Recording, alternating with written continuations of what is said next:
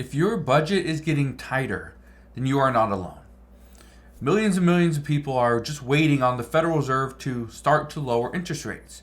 But when is that going to come? Well, that's what we're going to discuss today. Because one of the biggest factors when it comes to interest rates is the economy. What does the economy look like? What is our future looking like? What is currently happening today? And what are the American people spending their money on? Well, we now have a clearer picture because more and more reports are coming out showing what the American people are doing, how we're spending our money, how we're saving our money, and everything else in between. So today, we're going to address that and address what could be coming for you, which could potentially be good news or maybe bad news. So let's get started.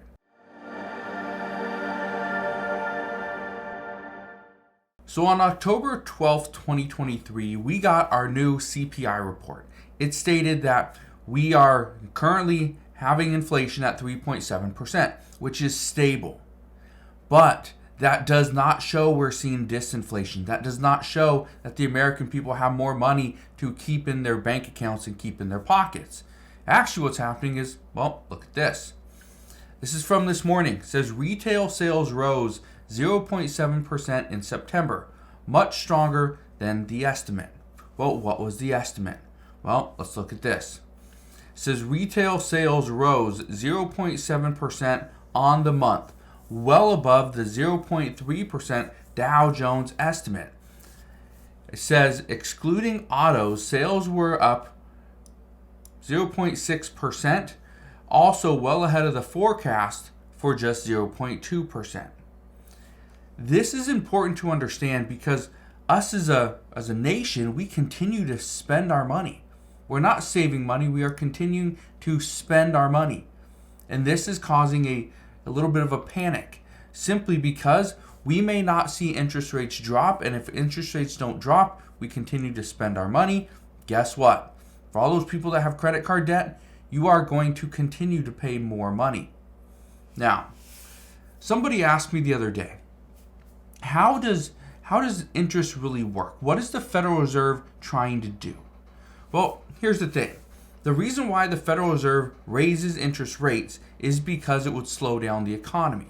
They raise rates, businesses stop reinvesting back into their business. They stop putting money into research and development. They stop hiring new employees, which means then there's less jobs. Again, it just pretty much puts the clamps on the economy. Says, no, you're growing too fast, you're growing too big, we're holding you here. So that's pretty much what happens. Well, according to many experts, the Federal Reserve can't lower rates anytime soon.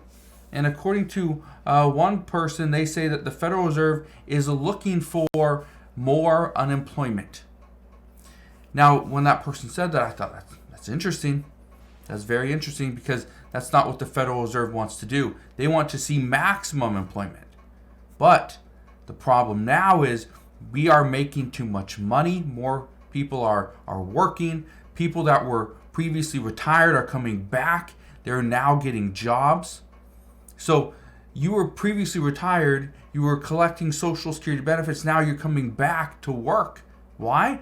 Because your Social Security benefits just don't pay what they used to. Now you may be getting more benefits. The problem is inflation is taking all that away. You're paying more for medication and transportation, for your food, for your shelter, paying for all those things, utilities. That is costing so much money. That's why people are now coming back to work. Well, we've seen this. Just look at food, for example. And this is one of the problems that the Federal Reserve has is they are trying to see and push people towards deflation, disinflation. The problem is it's not going to happen anytime soon. Chicken prices, for example, coming down, pork coming down. But these are things that were overproduced over the past couple of years. So that's the reason why they're coming down. But you look at things like fuel. Well, when we see certain nations are now capping how much oil they're producing, that's a problem. When the United States isn't producing what it needs to, that's a problem. When we don't have the affordable housing that we are looking for, that's a problem. Just the other day, just on Monday, the White House announced that there's new housing initiatives they're looking into in order to boost home ownership. Again, affordable housing is a crisis. Okay? We have houses out there that are for sale. The problem is they are very expensive. People do not want to buy a house at 7 to 8% interest rate. Who would? So what we are now hearing, and this is according to Secretary Janet Yellen, she says that higher interest rates may persist in the U.S. And she actually had a few different statements that she made. She said higher interest rates may persist, although that's not clear. She says our fiscal situation is by no means unsolvable. We have to be attentive to it.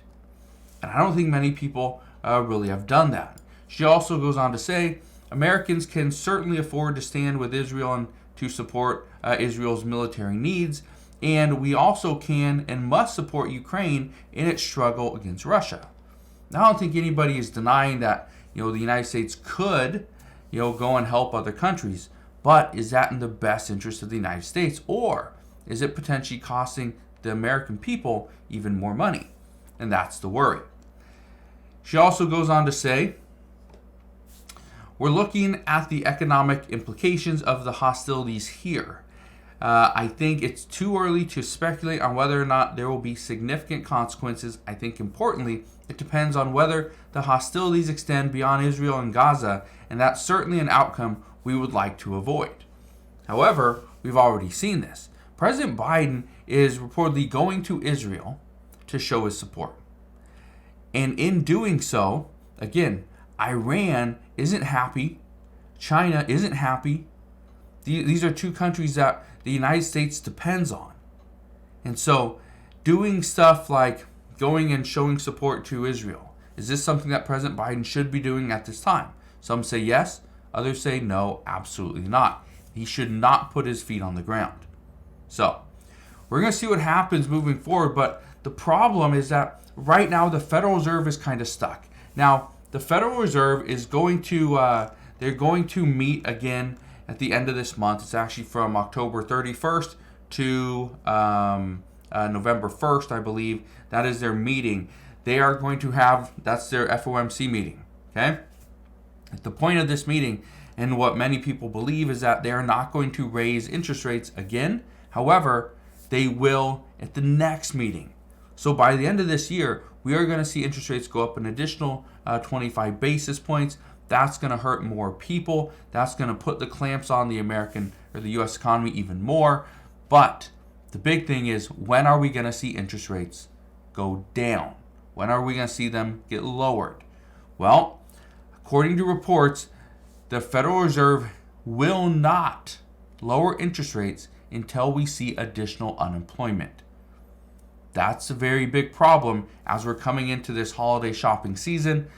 We are not expecting more unemployment yet, but it will likely happen towards the end of the first quarter of 2024. So expect not in January, not in February, but potentially March. Okay? So if you are waiting for interest rates to come back down, maybe go buy a car, buy a house, your credit cards would be a little bit cheaper. If you're waiting for that, just understand that may not happen for another 4 to 5 months. So just be ready, be aware, and be patient. But that is what we got as of today. Again, thank you guys for watching. Consider subscribing. I'll see you guys on the next one.